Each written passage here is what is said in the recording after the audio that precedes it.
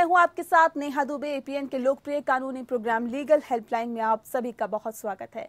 इसमें हमारे कानूनी विशेषज्ञ रोजमर्रा की जिंदगी की समस्याओं से जुड़े कानूनी मसलों पर आपकी शंकाओं का समाधान करते हैं। आप भी इस खास कार्यक्रम के माध्यम से जुड़ सकते हैं, फोन करके कानूनी राय ले सकते हैं। आज हम आपको स्पेशल मैरिज एक्ट से जुड़े कानून की जानकारी देंगे, साथ ही इस मसले से जुड़ी आपकी समस्याओं का भी समाधान करेंगे। भारत में ज्यादातर शादियां अलग अलग धर्मों के कानून और पर्सनल लॉ के तहत होती हैं। इसके लिए मर्द और दोनों का उसी धर्म का होना जरूरी भी होता है, यानी कि जिनके बीच में शादी होती है उन दोनों का सेम धर्म का होना जरूरी होता है। यानी अगर दो अलग अलग धर्म के लोगों को आपस में शादी करनी हो तो उसमें से एक को धर्म बदलना होगा, पर हर व्यक्ति मोहब्बत के लिए अपना धर्म बदलना चाहे ये जरूरी नहीं। इसी समस्या का हल ढूंढने के लिए संसद ने स्पेशल मैरिज एक्ट पारित किया था, जिसके तहत अलग अलग धर्म के मर्द और औरत बिना धर्म बदले कानूनन शादी कर सकते हैं। ये कानून हिंदू मैरिज एक्ट के तहत होने वाली कोर्ट मैरिज से अलग है। शादी को लेकर अलग अलग धर्मों के लोग और अलग अलग एक्ट भी बनाए गए हैं, जो सिर्फ उन धर्मों को मानने वाले लोगों पर ही लागू होते हैं जिन्हें उस एक्ट के हिसाब से शादी रजिस्टर्ड करानी होती है। लेकिन स्पेशल मैरिज एक्ट के तहत किसी को अपना धर्म बदलने की जरूरत नहीं होती है। ये एक्ट भारत के सभी नागरिकों पर लागू होता है, यदि वो विदेश में रह रहे हो तो भी, लेकिन भारत का नागरिक होना जरूरी है। स्पेशल मैरिज एक्ट के अंदर लोग खुद से मैरिज ऑफिसर के पास जाते हैं और ऐसे में इसीलिए ये प्रावधान रखा गया है कि उन्हें 30 दिन का नोटिस देना होगा। उस नोटिस को सार्वजनिक जगह पर डिस्प्ले करना होता है। इसमें ये बताना होता है कि ये दो व्यक्ति शादी करना चाहते हैं। अगर किसी को आपत्ति है तो वो अपनी आपत्ति दर्ज करा सकते हैं। ये तो थी स्पेशल मैरिज एक्ट के बारे में बुनियादी जानकारी। इस कानून की ज्यादा जानकारी देंगे हमारे साथ आज के कानूनी विशेषज्ञ अधिवक्ता विवेक नासा जी जुड़ गए हैं। विवेक नासा जी, बहुत स्वागत है आपका हमारे खास कार्यक्रम में। विवेक जी, आपको स्पेशल मैरिज एक्ट के कानूनी पहलुओं की जानकारी देंगे। अगर आपका स्पेशल मैरिज एक्ट से जुड़ा हुआ कोई भी सवाल है तो आप फोन करके राय ले सकते हैं। हमारी फोन लाइंस खोल चुकी है।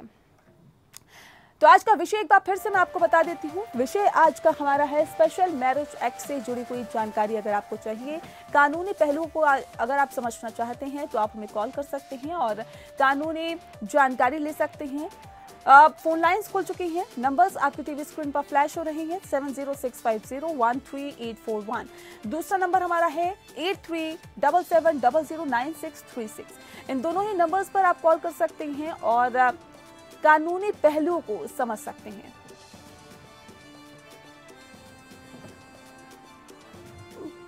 तो विवेक जी लगातार हमारे साथ जुड़े हुए हैं। विवेक जी, सबसे पहले तो स्पेशल मैरिज एक्ट क्या है, हमारे दर्शकों को बताएं।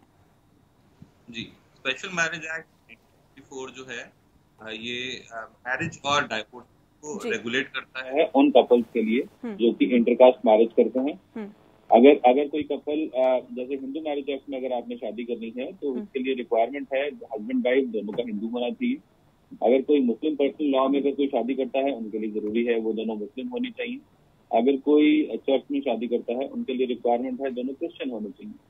अगर इंटरकास्ट में किसी ने मैरिज करनी है, एक हस्बैंड या वाइफ में से कोई हिंदू हो या मुसलमान हो या फिर क्रिश्चियन हो सकता है, अगर उन्होंने आपस में शादी करनी है तो उन्हें स्पेशल मैरिज एक्ट में प्रावधान दिया गया है कि वो स्पेशल मैरिज एक्ट में शादी कर सके। और ये जो कानून है ये मैरिजेस एज वेल एज ऐसे कपल्स की जो डिवोर्सेज हैं उनके आगे मैरिज के बाद अगर कोई प्रॉपर्टीज हैं उन चीज को रेगुलेट करता है। और बेसिकली ये अगर उसको आसान शब्दों में कहें तो ये उन लोगों के लिए मैरिज करने के लिए तरीका है इस कानून में जो इंटरकास्ट कपल हैं वो एक दूसरे से मैरिज कर सकते हैं। बिल्कुल। विवेक जी, हमें ये भी बताइए कि स्पेशल मैरिज एक्ट कब और क्यों लाया गया था, क्या वजह इसके पीछे थी? जैसे कि मैंने कहा, क्योंकि ये कानून इंटर रिलीजियस कपल के लिए की शादी के लिए है। जब 1954 में ऐसा भी कानून अवेलेबल नहीं था जहाँ इंटर रिलीजन जो कपल्स हैं आपस में शादी कर सके। ये कानून उनके लिए ही लाया गया था।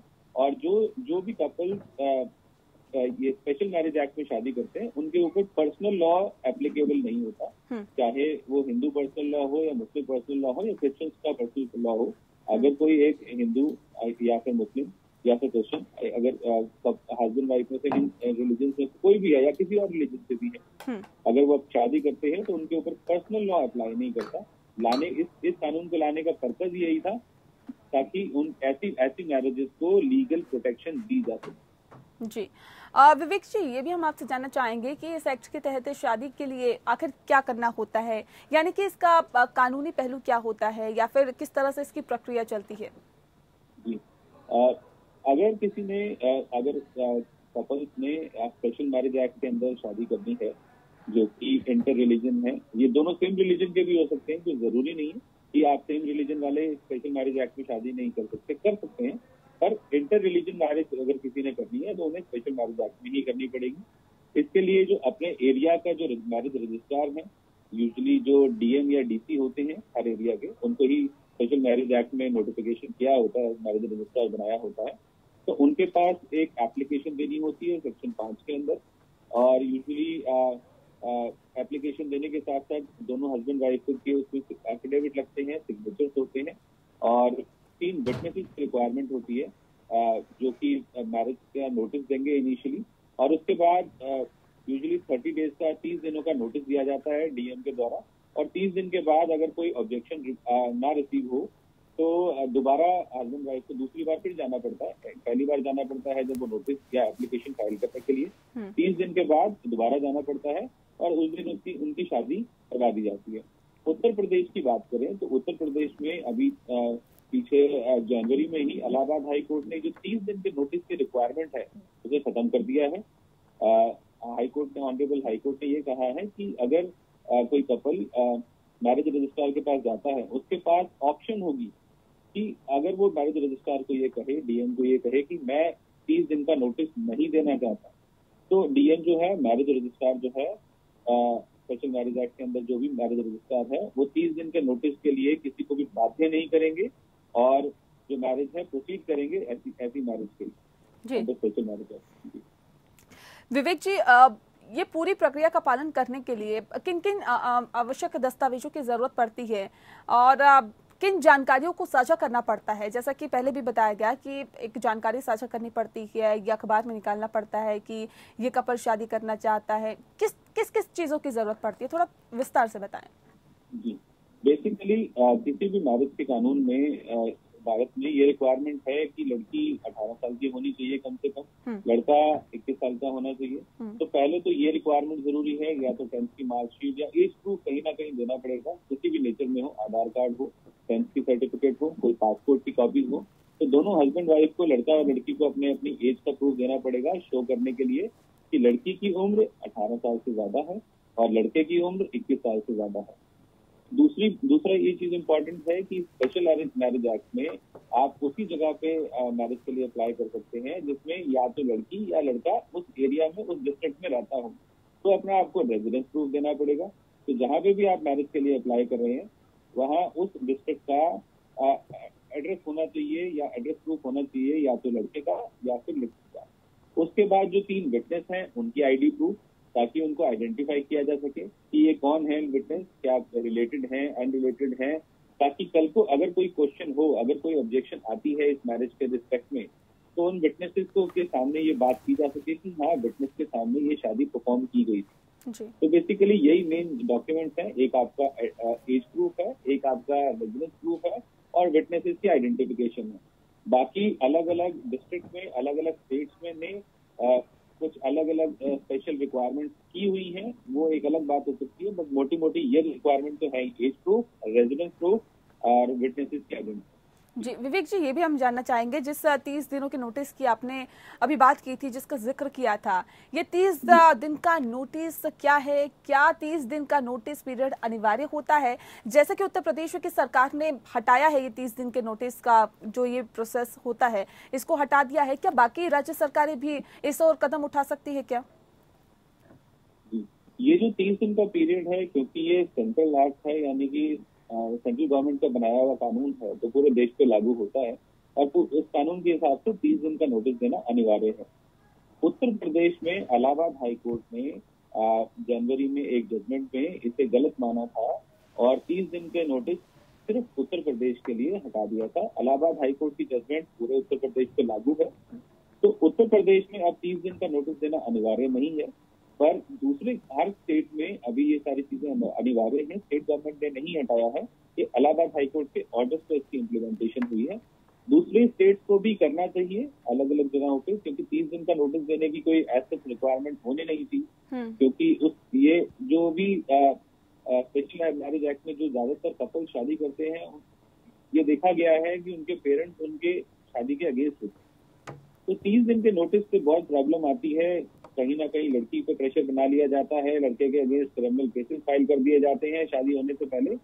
तो जो एक दूसरे से शादी करना चाह रहे हैं कपल, तो वो उनके उसमें प्रॉब्लम आती है। इसी चीज का संज्ञान लेते हुए इलाहाबाद हाईकोर्ट ने 30 दिन का नोटिस को हटा दिया है।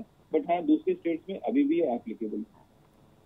जी विवेक जी, मैं आपसे जानना चाहूंगी कि शादी के नोटिस के बाद अगर किसी ने आपत्ति जताई तो फिर क्या होता है? अगर जो नोटिस निकाला गया है उस पर आपत्ति जताई जाती है, शादी के अगेंस्ट आवाज उठाई जाती है, तो फिर क्या होता है? किस तरह की आगे कार्रवाई होती है? अगर जैसे कि बताया कि 30 दिन का नोटिस देना जरूरी होता है। नोटिस यूजुअली डीएम के ऑफिस, इस कानून के हिसाब से डीएम को अपने ऑफिस, मैरिज रजिस्ट्रार या डीएम अपने ऑफिस के बाहर किसी कंस्पिशियस प्लेस पे लगाएगा। ये कोई रिक्वायरमेंट नहीं है कि लड़का लड़की के घर दिया जाए। अब अगर कोई ऑब्जेक्शन करता है, ऑब्जेक्शन पहले ये जानना पड़ेगा किस नेचर के ऑब्जेक्शन कर सकता है। ये कोई ऑब्जेक्शन नहीं है कि हम नहीं, कोई लड़की के माँ बाप या लड़के के माँ बाप आके कहें कि हम इस शादी से खुश नहीं है, हम शादी नहीं कराएंगे। जी, जो कानून के अंदर प्रोविजंस हैं उसी की आप ऑब्जेक्शन कर सकते हैं। जैसे कि रिक्वायरमेंट है शादी के लिए दोनों को किसी भी हस्बैंड या जो लड़का या लड़की में से किसी की कोई पति या पत्नी नहीं होना चाहिए, यानी कि वो मैरिड ना हो, हाउस लिविंग ना हो। तो कोई अगर ऐसा कोई व्यक्ति जो शादी का जिसने नोटिस दिया है डीएम को, वो ही ऑब्जेक्ट कर सकता है ये कह के कि या तो ये मेरा पति है, ये मेरी पत्नी है, ये मेरी इनसे शादी हुई है, शादीशुदा व्यक्ति दूसरे से शादी करना चाह रहा है, क्योंकि अलाउड नहीं है।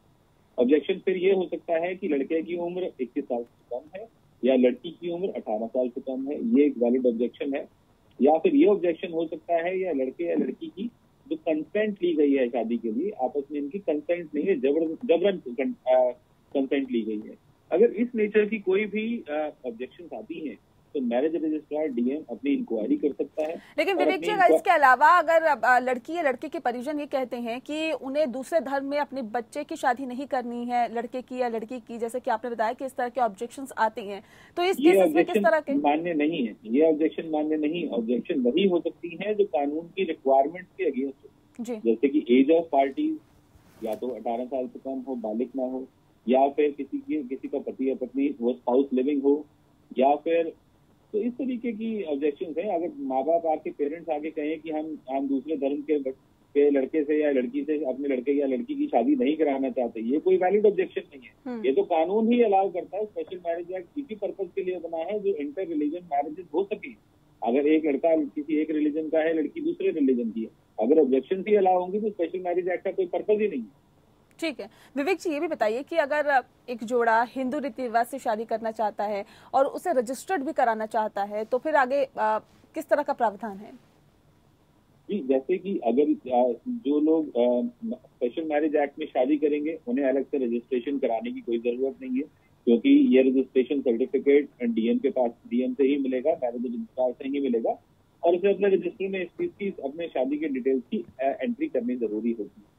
अगर कोई दो हिंदू आपस में शादी करते हैं, जैसे किसी बैंक्वेट हॉल में या कहीं और जाके शादी करते हैं, तो उसको उनकी शादी को रजिस्टर कराने का प्रावधान है।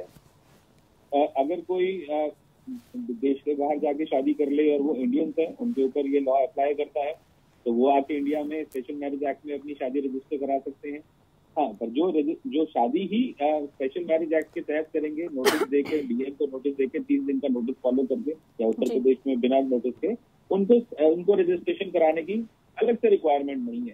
साथ साथ ये भी बताऊंगा, मान लीजिए अगर दो हिंदू कोई कपल है, दोनों इसमें हस्बैंड वाइफ हिंदू हैं और उन्हें अपनी मैरिज रजिस्टर करानी है, तो वो हिंदू मैरिज एक्ट के अंदर भी करा सकते हैं।